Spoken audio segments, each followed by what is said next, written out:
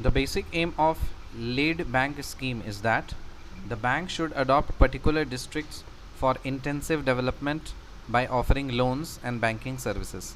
The basic aim of lead bank scheme, lead LEAD, lead bank scheme का मकसद क्या है? इसका मकसद है कि बैंक कुछ डिस्ट्रिक्ट्स को, कुछ पर्टिकुलर डिस्ट्रिक्ट्स को अडॉप्ट कर लेंगे और उनका इंटेंसिव डेवलपमेंट करेंगे, उनको लोन देंगे, बैंकिंग सर्विसेज देंगे। तो जब कभी भी कोई बैंक कि कोई पर्टिकुलर डिस्ट्रिक्ट्स को अडॉप्ट कर लेती है अपना बच्चा की तरह और उसको लोन देती है और बैंकिंग सर्विसेज ऑफर करती है, तो वैसे स्कीम को क्या बोला जाता है? Lead bank scheme. The Reserve Bank of India is the main monetary authority of the country, and beside that, in its capacity as the central bank, acts the bank of the national and state governments. तो reserve bank of India ये एक main monetary authority है पूरे देश की, और इसके साथ साथ उसकी कैपेसिटी में सेंट्रल बैंक की तरह एक्ट करती है, bank of the national and state governments. A tight monetary policy is a course of action undertaken by central bank to constrict spending in an economy or to curb inflation when it is rising too fast. The increased bank rate increases the cost of borrowing and effectively reduces its attractiveness. तो inflation control करने के लिए क्या करती है? Tight monetary policy आ जाता है. अगर महंगा कर देंगे हम, मतलब पैसा देना, तो ऑब्वियसली कम लोग ले पाएंगे तो ऑब्वियसली उनके पास पैसा कम आएगा. कम पैसा आएगा तो ऑब्वियसली वो लोग, मतलब डिमांड कम होगा तो प्राइस नीचे जाएगा. ठीक है. So a tight monetary policy is a course of action undertaken by central bank to constrict spending in an economy or to curb inflation when it is rising too fast. The increased bank rate increases the cost of borrowing and effectively reduces its attractiveness.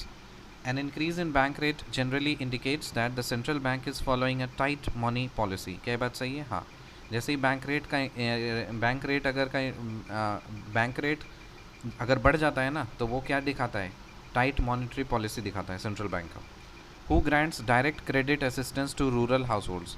Rural households को direct credit assistance कौन देता है? Regional rural banks देते हैं और land development banks देते हैं. सो गरीब, मतलब रूरल गांव के जो हाउसहोल्ड्स हैं ना, उनको डायरेक्ट पैसा कौन देता है? उनको दो इंस्टीट्यूट देते हैं. एक होता है RRBs, that is regional rural banks, और दूसरा है land development banks. Regional rural banks और land development banks. NABARD does not give direct credit assistance. NABARD जो है ना, ये डायरेक्ट क्रेडिट असिस्टेंस नहीं देता है. It provides credit via intermediaries such as micro finance companies, cooperative society, RRB and so on. जो नबार्ड होता है ना, ये डायरेक्ट पैसा नहीं देता है, ये आपको इंटरमीडियरीज के थ्रू पैसा दिलवाता है. इंटरमीडियरीज में क्या आएगा? माइक्रो फाइनेंस कंपनीज आएगी, कोऑपरेटिव सोसाइटी आएगा, RRB आएगा. Those who benefit from higher inflation are debtors and those who suffer from it are creditors. जो बेनिफिट होते हैं ना हाइयर, मतलब महंगाई से जो बेनिफिट होते हैं वो कौन होते हैं? डेटर्स होते हैं. मतलब डेटर्स होते हैं जो कर्ज लिए हैं, और जो पैसा दिए हैं उनको नुकसान हो जाता है. So those who benefit from higher inflation are debtors and those who suffer from it are creditors. If one has substantial debt, each rupee one has to repay would be worth less than it was borrowed. In this way, one pays back less in the real terms. हाँ, सही बात है, common sense है कि मान लीजिए 1 तारीख को आपने किसी से पैसा लिया, ठीक है. 1 महीना के बाद महंगाई बढ़ गई, तो आपने 100 रुपये ली थे, महंगाई बढ़ गई है, तो उसका जो वैल्यू है वो क्या हो जाएगा? आपको मतलब रिटर्न करना था 100 रुपये, लेकिन क्योंकि महंगाई बढ़ चुकी है ना, तो अगर उस हिसाब से देखो तो 100 का 150 हो जाना चाहिए था, लेकिन हुआ नहीं. आपको रिटर्न तो 100 करना ही है, ठीक है ना. तो इसलिए नुकसान किसका हुआ? जिसने पैसा दिया है उसका नुकसान हुआ. फ़ायदा किसका हुआ? जिसने पैसा लिया था उसका ही फ़ायदा हुआ है. समझ रहे हो? So those who benefit from higher inflation are debtors and those who suffer from it are creditors. If one has substantial debt, each rupee one has to repay would be worth less than when it was borrowed. In this way, one pays back less in real terms. Decreasing order of liquidity. अगर हम liquidity का order arrange करेंगे तो सबसे ज़्यादा liquidity currency का होता है, इसके बाद डिमांड डिपॉजिट का होता है जो करंट अकाउंट का होता है, फिर सेविंग डिपॉजिट का होता है, फिर टर्म डिपॉजिट का होता है. तो लिक्विडिटी का ऑर्डर अगर हम लोग अरेंज करेंगे तो सबसे ज़्यादा लिक्विडिटी किसका होता है? करेंसी का होता है. उसके बाद करेंट अकाउंट का होता है, करेंट अकाउंट का जो डिमांड डिपॉजिट होता है, जो डिमांड डिपॉजिट करेंट अकाउंट में होता है, और उसके बाद फिर सेविंग डिपॉजिट होता है, और उसके बाद फिर टर्म डिपॉजिट होता है जो कि फिक्स डिपॉजिट होता है। Facilities of services of business correspondent bank साथी in branchless areas. So facilities of services of bank correspondent, जो बैंक कोरिस्पोंडेंट्स होते हैं ना, उसको बैंक साथी बोलते हैं।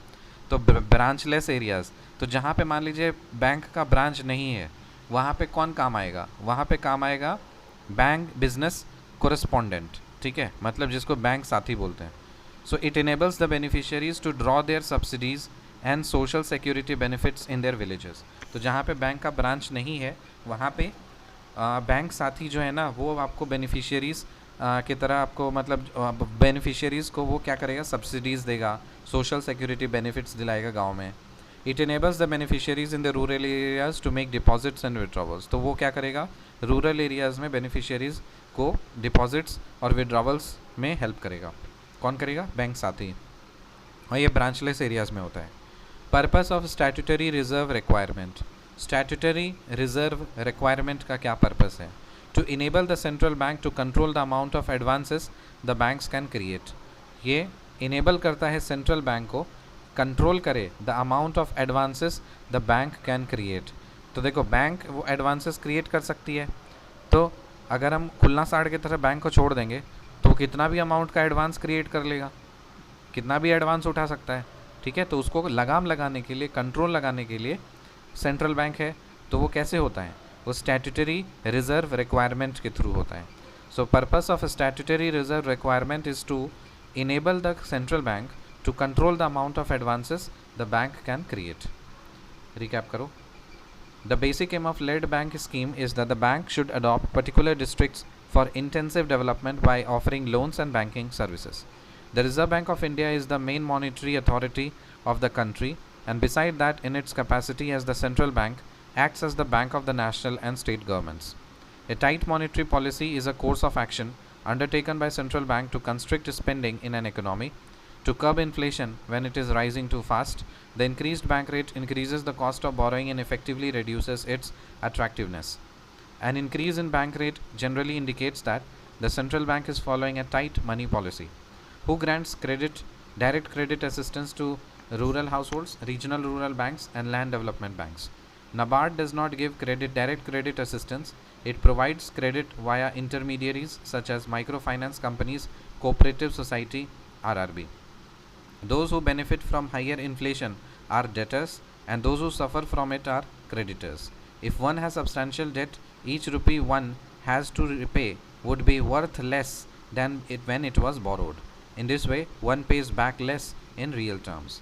Decreasing order of liquidity arrange करेंगे तो सबसे ज़्यादा करेंसी का होता है लिक्विडिटी, उसके बाद डिमांड डिपॉजिट का होता है जो कि करंट अकाउंट का, फिर सेविंग डिपॉजिट का होता है, फिर टर्म डिपॉजिट मतलब fix deposit. Facilities of services of business correspondent, जिसको बैंक साथी बोलते हैं ब्रांचलेस एरियाज़ में, उसका काम क्या है? It enables the beneficiaries to draw their subsidies and social security benefits in the villages, and it enables the beneficiaries in the rural areas to make deposits and withdrawals.